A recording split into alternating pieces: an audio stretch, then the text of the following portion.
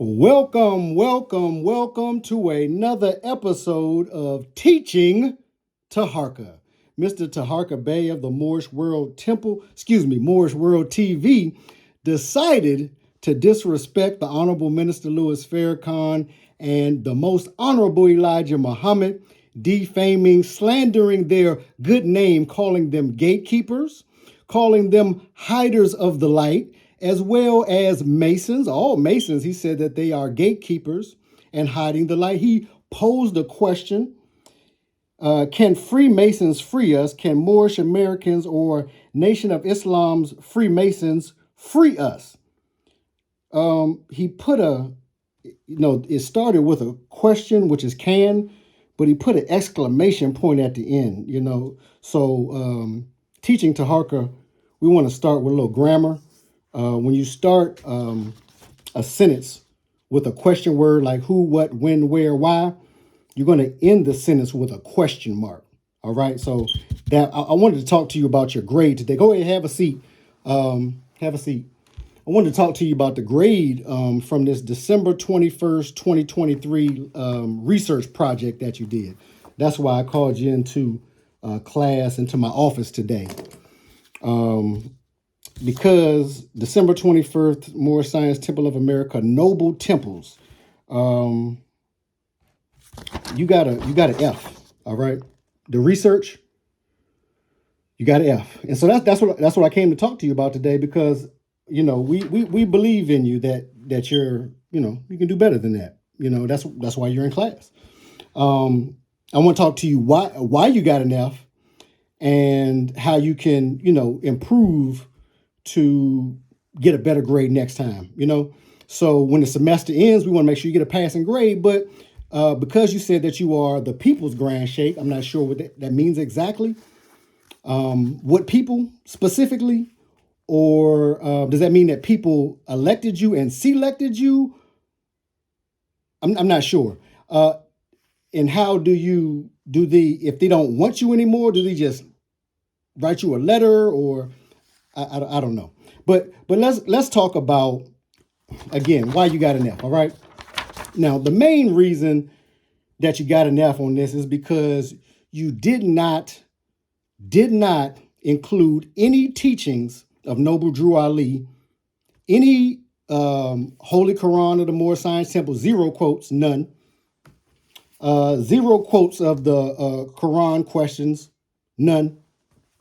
Zero questions or zero information from the Moorish literature or divine constitution and bylaws. None. Come on, Mister. You said you follow a strict Orthodox Islamism, strict to the laws of Prophet Noble Drew Ali. And in our first two episodes, we've already dealt with the law. I'm not going to review those. I think those were Act 3 of the Divine Constitution, Act 3 and 4 that you were in violation of, as well as Act 4 of the questionnaire that you were in violation of. So first off, do you have these documents? Do you have them? Because if you don't, we want to make sure that you get them. But people that are, referred to as grand sheikhs, they are over, many temples, not just one temple. A sheikh has a temple, but a grand sheikh is over, many temples. And if you don't have these documents, then, you probably want to get them.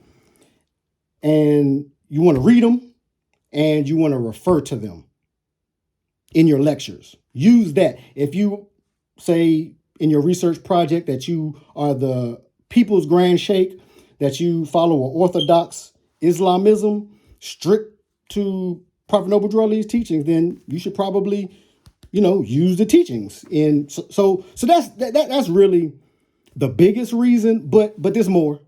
There's more. Now, it seemed like a lot of smoke and mirrors. And the reason I say that, a lot of smoke and mirrors, because you had some very good references. Well, you had some good pictures of books and text from books, but you never told us where those books were from. You didn't tell us the title, where we could find them, where the page number was. And so plagiarism, It's okay to have people help you with your research. That's fine. But again, if you use a reference, you have to tell the people, the reader, the listener, the viewer, where that reference is from. So, one, not using any of Noble Drew Ali's documentation as teaching any of his specific words. And, secondly, not providing any book pages, names of the books or pictures that you were referencing. That's big, right? Another reason that you got an F on this research project, because we're talking about the research, is that you didn't. This is kind of hard to say, but understand again. When you're teaching and you're over a group of people, you're setting the example as the grand shake, not the shake, but the grand shake, the people's grand shake. The people are going to follow, your lead. You know what I mean? So they're going to be like that grand shake. They're going to take on those same ways, And you said in it, quote, this is all my opinion. And that you were open to be challenged of anything that you said in it. And that's, part of what's going on right now, and is why you got brought into class. But opinion? You claim to follow the teachings of this Orthodox Islamism strictly to Noble Drew Ali's writing, but you don't refer to them at all? None? Zero? So next time around, we want to make sure that you do those things. I thought it was really interesting at the end. This is another problem of the research, is that you didn't share any titles or book names or author names. You shared a lot of pictures. And the problem with pictures is that, there's photoshopping, I think it's called today. The young people do that. Photoshopping and altering of pictures. I mean, some of those pictures, they look very, good. But the one about Jay-Z, I thought that was very questionable. A lot of the, the handshakes and things. I think this is very not substantive. You understand? It's not fact. Now, you have your opinion. You're welcome to that. But when you do research, the point of research is to prove without a shadow of the doubt, to the best of your ability, using multiple, you use multiple, I won't call them references, you use multiple pictures of books that I think maybe somebody provided for you, but you didn't tell them where any of the pictures came from. The one about Jay-Z was very questionable. And that's not quality research. So we want you to work on that. And so you called them gatekeepers and hiding the light. But when you don't use any of the documentation, it's as if you're hiding the light. If you have any, it's like you're hiding it. You know what I mean? If you say, I follow strictly, and then you don't use this, you say, this is my opinion.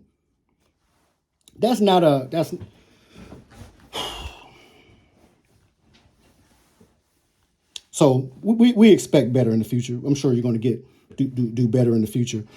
So share light. Let your light shine among men. I think that's biblical. Let your light shine. You dogged the Holy Quran. That was very difficult. You said it couldn't be translated into the English language. So it was almost like you were inspiring people not to read the Quran. That's what it felt like. It felt like you were inspiring people not to read the Quran, when it actually says, and you never mentioned this in your lecture, that our authority, on the back of it, do you have this? On the back page. No, on the back page. It says, our deriving its power and authority from the great Quran of Muhammad to propagate the faith and extend the learning and truth of the great prophet of Ali in America. Okay, so the authority, is really coming from the Quran. You didn't use the Quran to support your points. And you really kind of inspired people not to read it. You also said that the Bible was a reference book. And, there's truth to that. The Quran is a reference book. The Bible is a reference book. The Bible includes the gospel and the Torah. And so when you look at a lot of Prophet Noble Drew Ali's teaching, specifically here, but this is very Judaic, a very Judaic body of work. Very Judaic. Mentions Jews over and over again, mentions Hebrews over and over again. It mentions Jesus being called Rabbi, Rabboni, over and over again. It actually talks a lot about Masonic language. You didn't mention any of that. Got a lot of Masonic language. You'd be surprised that you didn't mention any of that. Okay, so you mentioned going into a part 2. That's going to be another teacher. I'm not covering that. I'm not covering that. I'm dealing with the hour and 58 minutes that you gave on this December 23rd, 2023 lecture. Let me take a break. This is a Doctrine of Economic Security, Prophet Noble Drew Ali. You can find it at moorzion.com. Prophet Noble Drew Ali says the doctrine of economic security is by no means as widespread and intensive among Americans of our group as the circumstances demand. And the more written and said on the subject, the better. That comes out of the Moorish literature. Now, this document, Doctrine of Economic Security, is not a commentary, just a compilation of the words, vocabulary, references where Prophet Noble Drew Ali talked about business, finance, economics, and the like. He said to preach a doctrine of economic security. And I believe that's very important. I believe that's very important to Moors, Moorish Americans, Asiatics in general. Very important. I'm not sure what Orthodox Islamism is. I'm sure in the future, you'll elaborate on that. But yeah, okay. Now, have you picked up this work? This is written 2012, first published. You can find it at moorzion.com as well.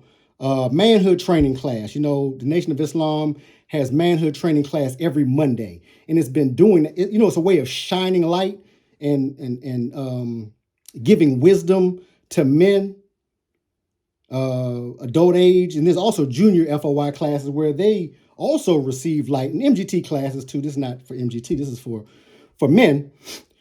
Just trying to see if you have this. Just want to make sure that you have all the required reading for this class. So you can find it on moorzion.com/shop. You can only get physical copies of these right now. So make sure you get your order in right there now. How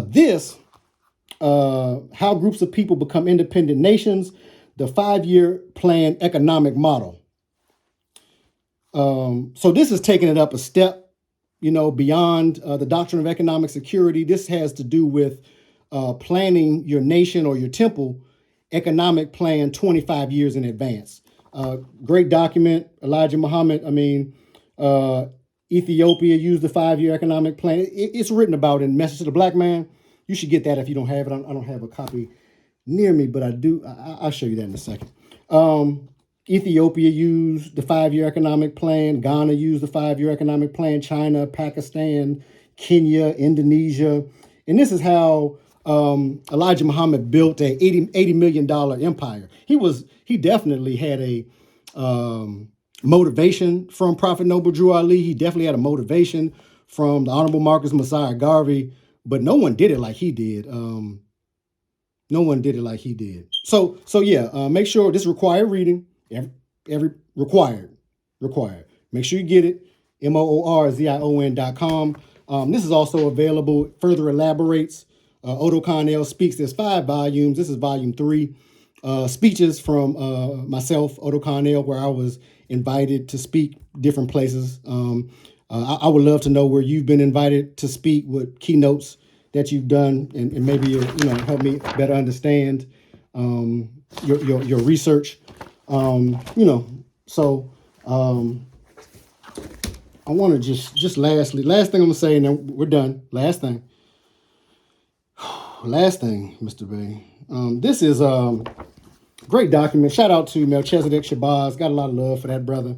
Order Melchizedek. He's not just one individual. He teaches that, not he, but he inherited, like we've inherited, that you receive, collect, protect, preserve, and distribute the divine supreme wisdom. And so that's what we're doing here today. We're continuing what the Muslims accomplished. The accomplishments of the Muslims. You can replace that with Muslims if you like. You can see here, this is a bank. Excuse me. That's the bank. This is housing, that he developed. This is plans for a temple. He had a blueprint drawn up for a temple. This is, I think this is office building. I think these are plans too. He had office buildings, but he had plans drawn up by architects to build more. This is a great document. You should pick it up. Look, Melchizedek Shabazz number. Great brother. Talked to him last week. Great brother, man. Love that brother. So this is, from the 40s or 50s, all the businesses that were developed. You said he had light, he was a gatekeeper, but it looks like he actually developed a lot of employment. I don't know, how he changed people, from this to this. I would say, shedding light, knowledge, wisdom, understanding, that's probably, for the most part, these are the business he does. So he helped, Muslims develop business. This is a Salam restaurant. Minister Farrakhan, who you said high as light, as a gatekeeper. He helped to create jobs. The Salam restaurant, man, food is delicious. Lord have mercy. Good. It's buffet style. It's buffet style. You can go in there and get, bean pies and other things at the bakery. But, eating there is buffet style, man. Whew. Lord have mercy. Good God Almighty. I'm just reflecting on... See, when you're in business, and Prophet Noble Drew Ali teaches this in the Doctrine of Economic Security, is that when you're in business, that you want to provide a quality product or service, not just that is so-called quality for our people, that you want to serve all people. So when you do things outside of the limits of what a grand shake, would represent well, as an example for children and women and men, you can, make the Moorish divine movement look kind of suspect. You know what I mean? So when you have a business, when you're in the business of teaching, when you're in the business of preaching, you want to make sure that you represent, that you look good, you smell good, that you're speaking well, that you're representing Noble Drew Ali, Moorish Divine National Movement, Moorish Science Temple, Asiatics, in the best of manners. You called me a dummy. And, I didn't like that. I thought that was, I understood that I shared, videos of you. I don't know if, maybe you didn't like the videos that I shared, but I didn't call you a dummy. I didn't call you a fool. You called Reggie, said he rides the short bus. That's kind of childish. That's kind of childish. And so to have a temple, to be over a temple and over people, you have to set the example, okay? So here is, the shedding of light, opening up the gate. This is clothing, shelter,